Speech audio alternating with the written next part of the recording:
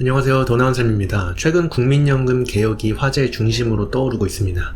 보험료를 낼 사람은 갈수록 줄어들고 있는데 연금을 타갈 노인들은 계속 늘어나는 추세이기 때문인데요.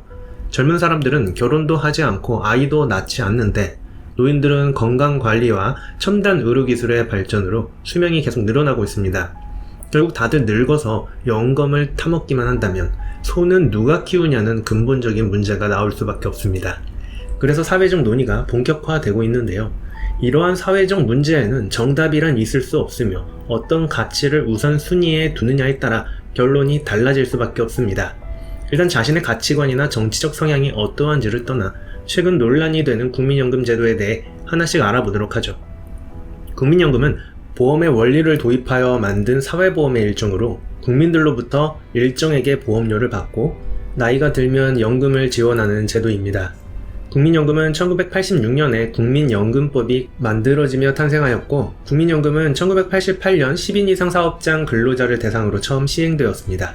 그러다 2006년에는 1인 사업장까지 확대 적용함으로써 대상이 전 국민으로 바뀝니다. 이로써 회사에 입사하거나 사업자 등록을 하면 강제 가입되니 대한민국에서 돈 버는 대한민국 사람은 무조건 국민연금에 가입해야 한다고 이해하면 됩니다. 그렇다면 국민연금은 얼마를 가져가고 얼마를 돌려주는 것일까요? 현재 국민연금은 보험료율 9%, 소득 대체율 40% 체제입니다. 40년간 월 소득의 9%를 내면 은퇴한 뒤에는 일할 때 벌던 소득의 40%를 연금으로 받는 구조이죠. 40년간 평균 월급 350만원인 사람이라면 매달 40년간 31만원을 국민연금으로 내야 합니다. 그러면 65세가 되어 연금을 받기 시작하면 350만원의 40%인 140만원을 연금으로 받을 수 있습니다. 이 경우 40년간 보험료로 낸 금액이 31만원의 40을 곱하고 12개월을 곱한 1억 4,880만원입니다. 140만원씩 연금을 받게 되면 겨우 8.8년 만에 사라지는 돈이죠. 최소 9년 넘게 살아만 있다면, 즉 74세만 넘는다면 보험료 원금은 뽑아 먹는다는 이야기입니다. 물론 이 계산에는 기금 운용 수익과 물가 상승률 등도 고려해야 하지만 가정을 단순화하기 위해 생략하였습니다.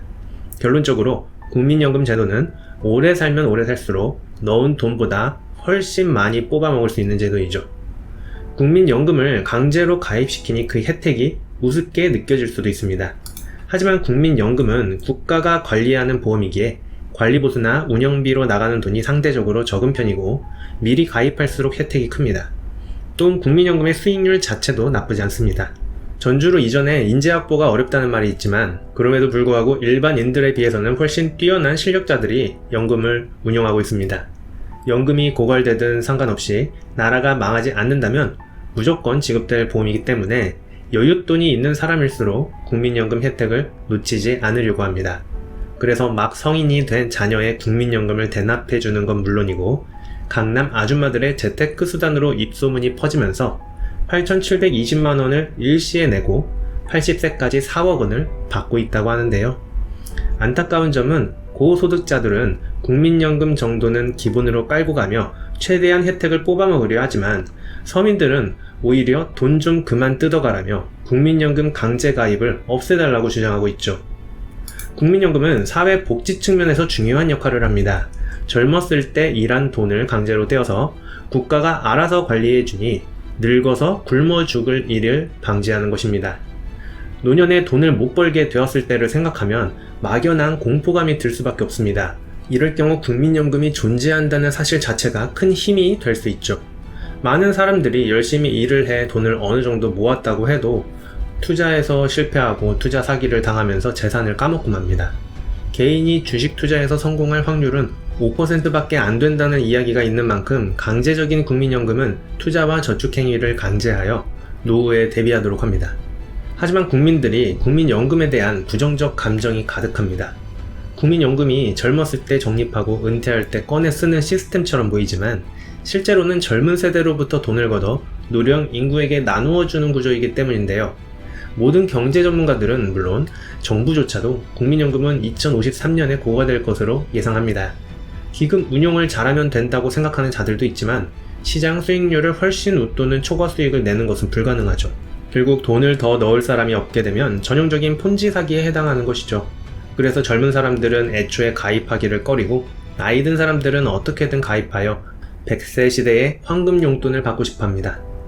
국민연금을 더 키워야 한다는 생각을 가진 진영은 진보 좌파 계열입니다. 이들은 큰 정부를 주장하기에 더 많은 보험료를 걷고 더 많이 나눠줄 수 있도록 소득 대체율을 높여야 한다고 주장합니다. 국민연금의 아킬레스건이라 여겨지는 인구 감소 문제와 폰지 사기가 아니냐는 이슈에 대해서는 미래에는 청년 세대가 훨씬 잘 살게 될 것이고 생산성이 훨씬 향상되기 때문에 국민연금을 운영하는데 아무 문제가 없을 것이라 말하죠. 하지만 대한민국은 저성장 시대에 접어들었고 내수 시장은 부족하며 그동안 기술력 하나만으로 수출을 해서 먹고 살아왔는데 앞으로의 미래는 불투명하다는 것이죠. 미국은 자국 위주의 정책을 펼치고 중국은 어느새 세계 제조업을 장악해버린 상황에서 우리나라 청년들이 미래 세대에 훨씬 부자가 될 것이라는 논리는 과연 타당한가 싶습니다. 한편 작은 정부를 지향하는 우파 계열에서는 노후 부장을 위해 국민연금에 강제 가입하는 것은 국가의 과도한 간섭이라는 비판이 큽니다. 받을 가능성이 불투명한 젊은이들 입장에서 국민연금은 실질적으로 세금과 다를 바 없습니다. 현행 9%의 보험료율은 13%로 인상할 예정인데요.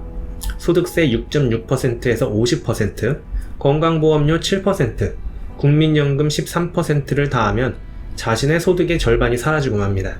물론 건강보험이나 국민연금은 결국 혜택으로 돌아온다고는 합니다. 하지만 아무리 벌어도 재산이 쌓이지 않는 상황에 놓입니다. 개인적으로 이게 가장 큰 문제라고 여겨집니다. 자본주의 사회에서 부자가 되는 방법은 간단합니다. 노동을 통해 돈을 벌어 그 돈으로 사업을 하는 것이죠.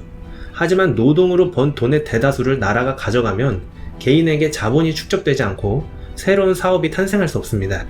그 결과 청년들의 꿈이 사라지고 일도 결혼도 아무것도 안 하는 시대가 펼쳐집니다. 열심히 일해도 바뀌는 게 없으니 말이죠. 설령 사업을 한다 해도 자기 자본을 태우는 제대로 된 사업을 하지 않고 무조건 정부 지원금이나 VC 자금을 빼먹으려고만 합니다. 자본주의에서 가장 중요한 것은 자본입니다. 기술이 있어도 자본이 없으면 기술력은 꽃 피울 수 없습니다. 애초에 자본주의의 발전은 개인의 사유재산권을 보장하면서 시작한 것이죠. 부모에게 물려받을 게 없는 사람이라면 남의 일을 해주고 월급을 받아 누적시킨 다음에 자기 일을 시작할 수 있는 것입니다.